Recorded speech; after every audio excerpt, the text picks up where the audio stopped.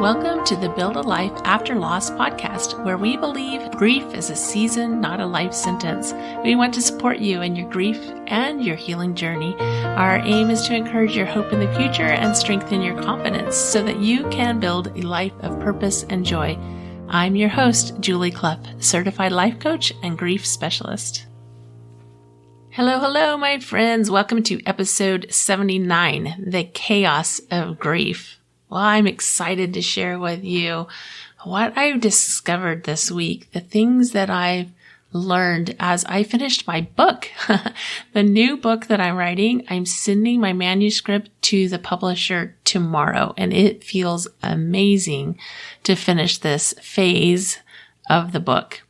It goes to the publisher tomorrow, and then we'll go through the editing process, and they've already sent me a mock-up of what the cover will look like, what it possibly will look like. It hasn't been finalized yet, but what that will look like. And then we'll go through the editing phase, and it's supposed to come out. It's supposed to launch in July.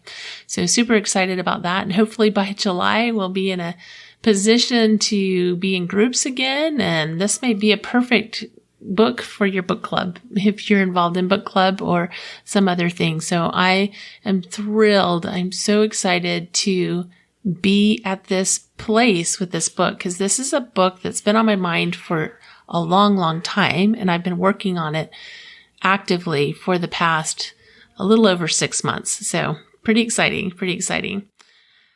I just did a webinar, and on that webinar, I talked about the boulder of grief, because that's what it feels like, right? It feels heavy. And we often talk about, when we talk about grief, we talk about feeling like we're being knocked off balance or shattered or broken into a million pieces, weighed down, the heaviness, the confusion of grief. And as I've shared before, I believe there's 3 things that are necessary to rebuild our sense of self and to re-engage in our life in a meaningful way after loss. And to deal with the boulder of grief, we must consistently chip away at it. We can't seeing it as one big chunk. And this is some of the things that I explained in great detail on the webinar and helped everybody understand a little better, is that if when we see it as just one big, huge boulder, it's completely overwhelming. It's completely overwhelming, and we just see no chance of ever getting out from underneath that boulder of grief. But when we consistently chip away at it, eventually we release the supercharged emotions that we're experiencing. That does not happen overnight. That's why it's like chipping away. And sometimes we're just chipping away little sand specks, and sometimes we're chipping away pebbles, and then all of a sudden a big chunk will come off. Everybody has their own personal journey. But the first piece is chipping away at it. The second piece is working to increase our strength in the process. And the third is to seek the necessary support that we need. Because as I've said a million times, and I'll say it a million times again, your support needs to be greater than your challenge. Your support needs to be greater than your challenge. So make sure that that's in place. But I want to talk about this idea of being shattered, broken into a million pieces. I was doing some research. I was thinking about this idea that our right brains are more active after a loss, after a trauma. Our right brains are more active, and our left brains are less active in grief. And so this creates a challenge for us, because we do feel and I think that's where kind of that feeling of being knocked off balance, of shattered, broken into. So the way I see it is that when we're in a grief experience, it's as if all the pieces of our life lose structure. It's as if the glue, the structure of our life is gone, and all the little pieces of our life are just scattered on the floor around us. And we have to figure out what pieces still fit, what pieces don't fit. How are we going to put these pieces back together? Will it look the same as before? And I would submit to you, no, it will not look the same as before. But I want you to keep in mind that even though it doesn't look the same as before, it can still be amazing. I just always want you to know that it can still be amazing. But if you think about the left side and the right side of the brain, the right side of the brain is creative. The left side of the brain is orderly, organized. It's analytical. In fact, here's a quote from, let me see who this quote is from. Oh, I'm not going to be able to pronounce this name. Anne Petrangelo. She said, the left brain is more verbal and analytical and orderly than the right brain. It's sometimes called the digital brain. So the left brain is the digital brain. The right brain is more visual and intuitive. It's sometimes referred to as the analog brain. It has more creative and less organized way of thinking. And when I think about that, when I think about in grief, we are operating from a less organized way of thinking. I think this is brilliant. I think this is just, when I kind of really latched onto that, like I've known this for a while, but I latched onto it and really kind of wrapped my head around the fact that in this place of grief, we're operating from our creative brain, which is exactly what we need. And it doesn't feel like it. It feels disorganized. It feels messy. Sometimes it doesn't feel good. I know that after the kids died, it was probably 2 years before I opened, back in the day when we had filing cabinets, we put stuff in filing cabinets, which I still do a little bit, but not to the extent that I used to. But back in the day, when we used filing cabinets, and I would organize my bills or organize my important papers in these filing cabinets. And it was probably 2 years before I opened up that filing cabinet. And I remember feeling like I had no idea how to use the filing cabinet. Like I really could not wrap my head around the filing cabinet. I couldn't wrap my head around making a menu, making a menu, and making a shopping list and actually going shopping and organizing my work. I felt completely scattered. And that was, in some ways, I was, always been a creative person, that I love to paint. I was a paper crafter. I love getting messy and getting my hands in things and being creative. But I also worked very much from my left brain. And so I really felt disoriented. I really felt disoriented not to be able to do those simple tasks that I had been used to doing in the past. It was like I could not think in that way to do it. But as I think about this idea of our life being, and these are the words we use, we say shattered, broken into a million pieces. And we think about our life just broken into a million pieces, then our right brain, our left brain is deactivated. And I think there's a reason for that, because it's like our body is saying, look, we're not going to try to operate from the structure that we operated from before. That's not going to work for us right now. Right now, we need to work from the right side of the brain. Right now, we need to get creative. Right now, we need to be able to look at these pieces and we need to find new inventive, new ways to put the pieces back together again. And when I talk about this, you may be, depending on where you are in your grief, you may be looking at it and going, oh, what in the world is she talking about? But honestly, this is what we've experienced in the pandemic. If you're in heavy grief right now, like if you're in new grief where you are still very, very much consumed with the grief of a major loss, then the pandemic may not seem overwhelming to you because you're so consumed with your previous loss. And I get that. I get that because I remember in my own grief when things would come up and people would be like, oh no, what are we going to do about this? And this is happening and this is happening. And I'm just sitting there going, what's the big deal?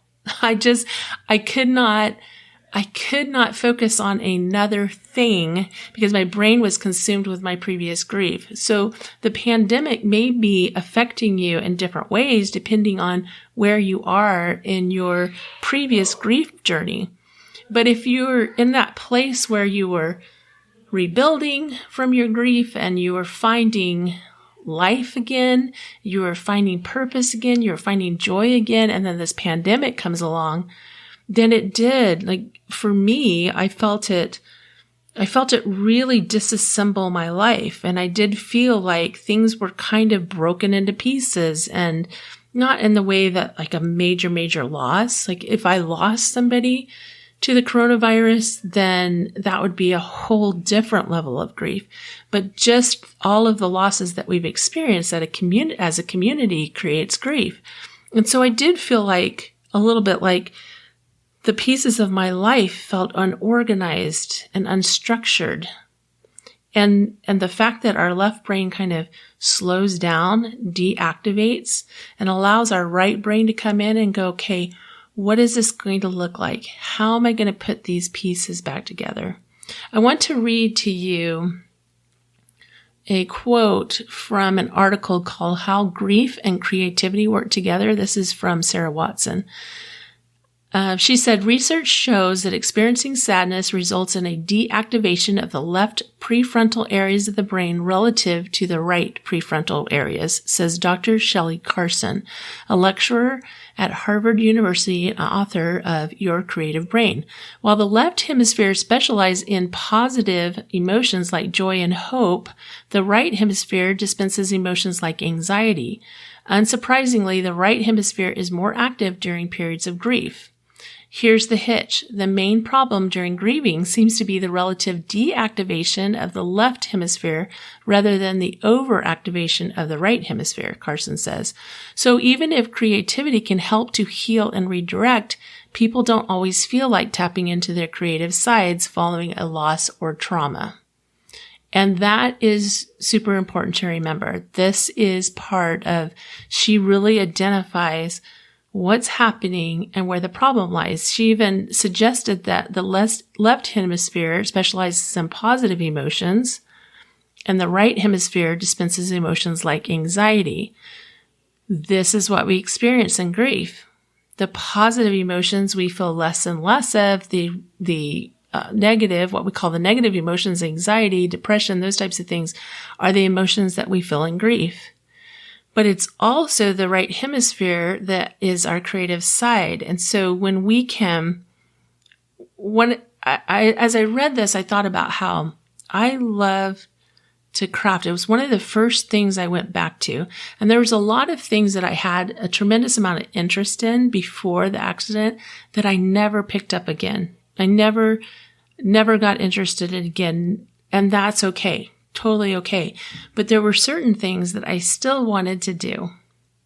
I still wanted to craft. I still wanted to play the piano. And I felt like, and even reading this and understanding this a little better, that was part of my healing process. I remember during my divorce, one of the things that I would do is I would sit at my piano and play music and sing. And I am not a singer. Okay. I can play the piano. I'm good at accompanying other singers, but I am not a singer. But I would sing at my piano. Nobody else was around. My kids were usually asleep, and I would sit at my piano and sing sad songs and cry. And I see these creative outlets were healing for me to get back into these little things that I could do to create. It might look different than it did before, but it was ways for me to use my creative brain that helped me, because even when we create, we still bring in the organizational side. So even creative things have a sense of order.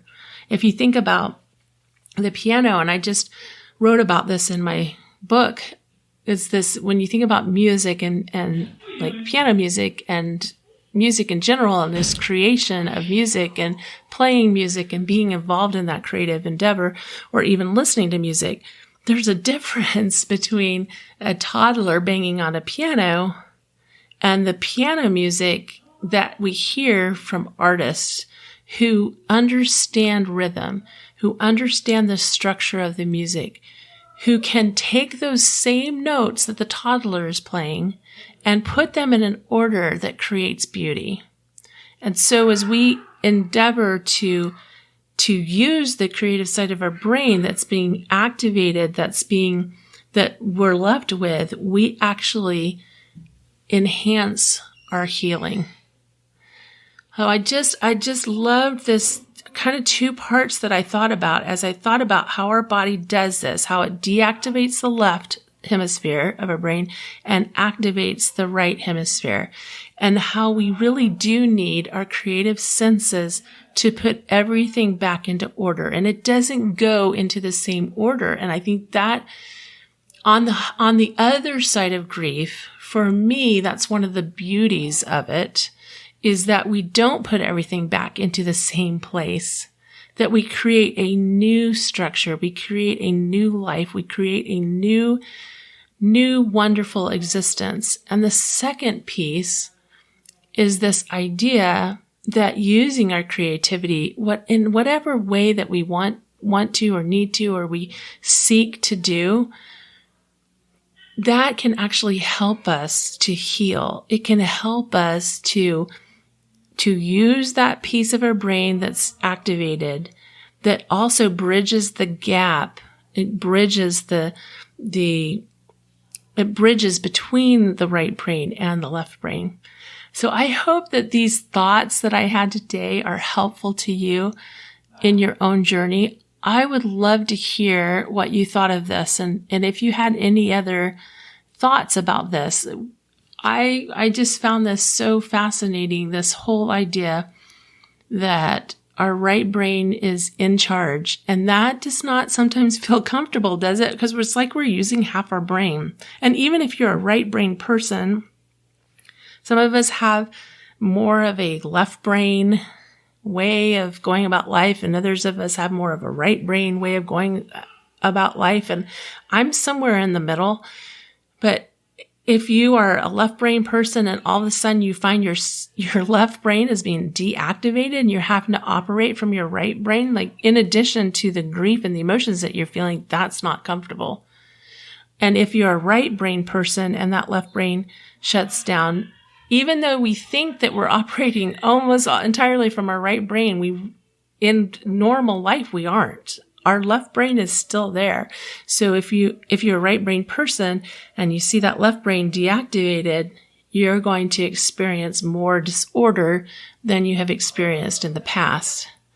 So if you're finding it difficult to keep your things in order, if you're finding it difficult to do the normal tasks that you did in the past, if you are like me and you're kind of on the other side of the healing part and you've rebuilt your life, or you're in the process of rebuilding your life, the pandemic can feel very unsettling because it's almost as if we're going back to that old unstructured way of being where we're in this right brain and we're having to figure out, like, what does life look like now? We are gearing up for May's webinar on May 5th, and this is exactly what you need. I love, love, love doing this webinar series with you guys. It is phenomenal to be there with you, to be there in person, to answer your questions in person, to illustrate things, to show things in a more meaningful way. And I wanted to share with you some of the things that people have been saying about the series. One lady wrote to me and said, "That was beautiful. I thought for so long that what I felt was what I felt I was making up because of the stigma around grief. And it felt like no one understood and I was kind of cast out. Thank you for being there." Someone else wrote simply, "I learned a lot," with 3 exclamation points. And someone else wrote, "That was amazing and so helpful." I would love for you to join us on the webinar on May 5th.